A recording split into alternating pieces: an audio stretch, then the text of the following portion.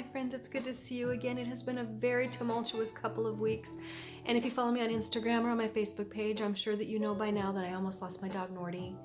I came home from work one day at lunch and he was on the couch and he was just shaking terribly and he gotten very sick, and there was sickness by every door and blood.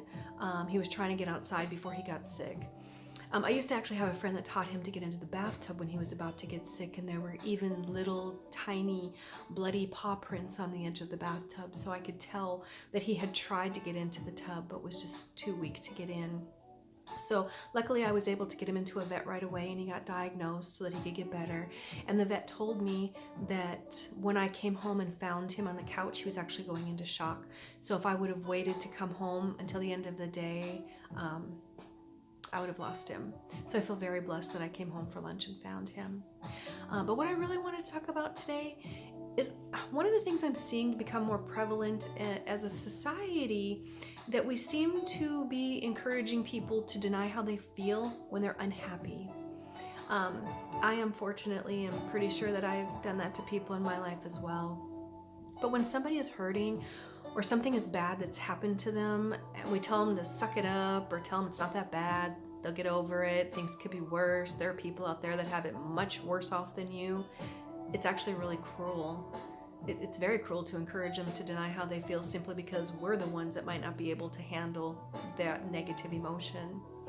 That's like telling somebody that they can't be happy because somebody else might have it better than them.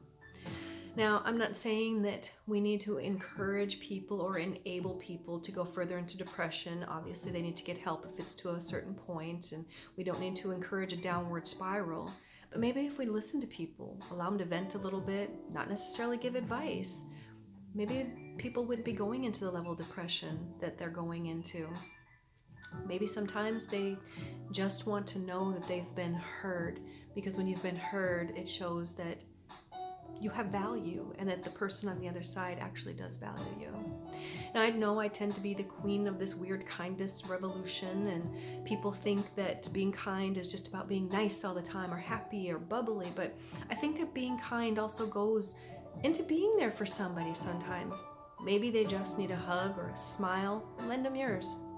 Sometimes people just need to bounce things off you. And like I said, it goes back to just being heard. They don't always want your advice. But the world just seems to be getting more cruel and more heartless and more selfish, and I'm just seeing so many more hurting people out there.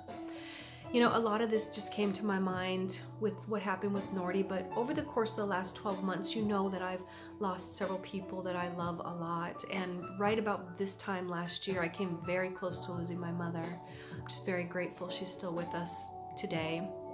But this last year really has taken a toll on me, and I myself have worked really hard to deny those feelings in myself because I didn't want to be a burden to anybody.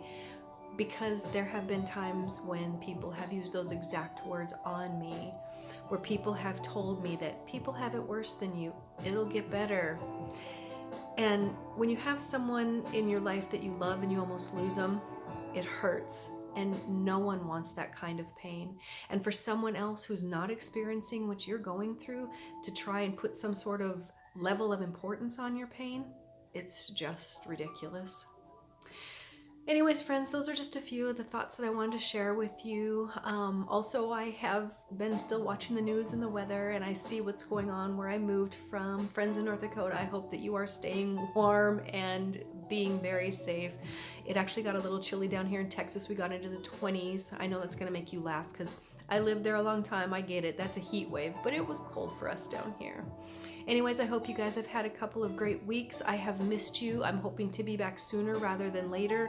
And I'm hoping things will calm down enough now so that I can do that. Anyways, friends, be kind. Practice it in any way that you can see.